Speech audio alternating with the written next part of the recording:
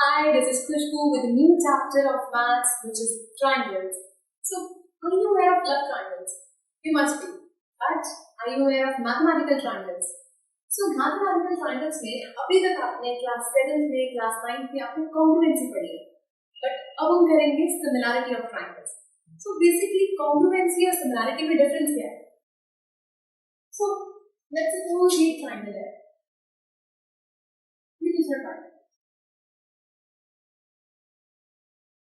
ये इसको हम क्या कहेंगे?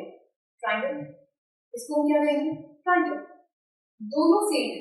इसको हम ये नहीं कह सकते दोनों का नाम एक ही है, ट्रायंगल है. सिमिलैरिटी इज बेसिकली दो चीजें सेम है. This is basically similarity. Similar होना. And two things are similar. अगर मैं एक ये बनाती हूँ और एक ये बनाती हूँ, आर दे सेम? क्या ये सेम है? नहीं. That means similarity है जो दो चीजें सिमिलर है. फॉर एग्जाम्पल ये एक सर्कल है, ये एक सर्कल है. आधे सिमिलर? यस.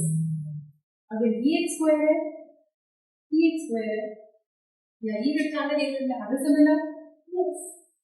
सो कॉन्ग्रुएंसी सिमिलरिटी में बेसिक डिफरेंस ये है. कॉन्ग्रुएंट का मतलब होता है दोनों चीजें बिल्कुल इक्वल है, लेकिन सिमिलरिटी में ये नहीं होता. सिमिलरिटी मींस दो चीजें सेम है तो वो सिमिलर है.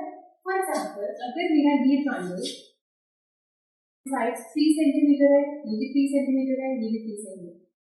दूसरे ट्रायंगल के साइड ये भी 3 सेंटीमीटर है, ये भी 3 सेंटीमीटर है, ये भी 3 सेंटीमीटर है. Are they congruent? Yes. Are these congruent? नहीं, कॉन्ग्रुएंट नहीं. क्यों? क्योंकि जब तक उसके सारे साइड्स इक्वल नहीं होंगे उसे कॉन्ग्रुएंट नहीं मान सकते. तो कॉन्ग्रुएंसी होने के लिए उसका सब कुछ सारी चीजें इक्वल होनी चाहिए. लेकिन सिमिलैरिटी होने के लिए अगर उसके पेरेंट्स सेम है तो उसको मान सकते हैं वो सिमिलर है. फॉर एग्जाम्पल लेट्स सपोज हमारे पास ये पॉलीगन है, ये दूसरा पॉलीगन है. इसका ये साइड है 2 सेंटीमीटर, इसका साइड है 4 सेंटीमीटर, ये साइड है 3 सेंटीमीटर, ये साइड है 6, ये साइड है 4, ये साइड है 8, ये साइड है 5, ये साइड है 10, और लेट्स सपोज ये साइड है 6, ये साइड है 12.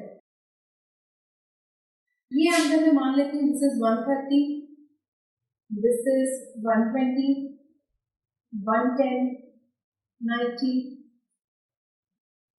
70, this is 130, 110, 120. Let's suppose this straight. This is 90, so this is 70. सारे एंगल सेम है. सारे एंगल इक्वल है.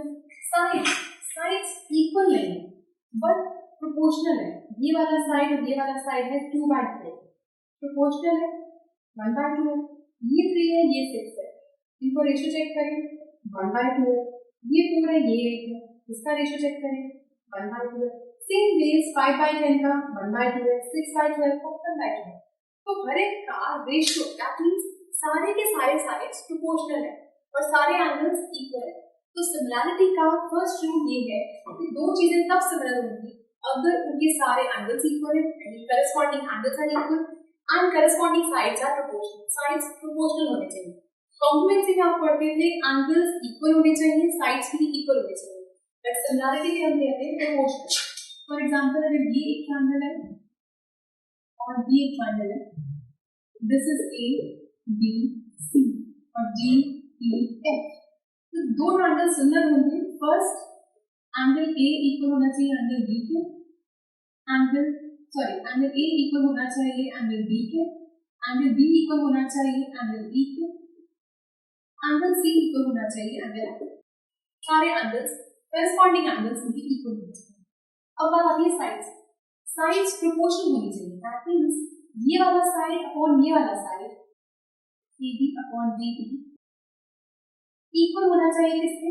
ये वाला साइड अपॉन ये वाला side AC upon BF is equals to ये वाला साइड अपॉन ये वाला साइड तो BC अपॉन EF. सारे एंगल्स इक्वल हो, सारी साइड्स प्रोपोर्शनल हो, तो हम कह सकते हैं कि दो ट्रायंगल्स हमारे सिमिलर है.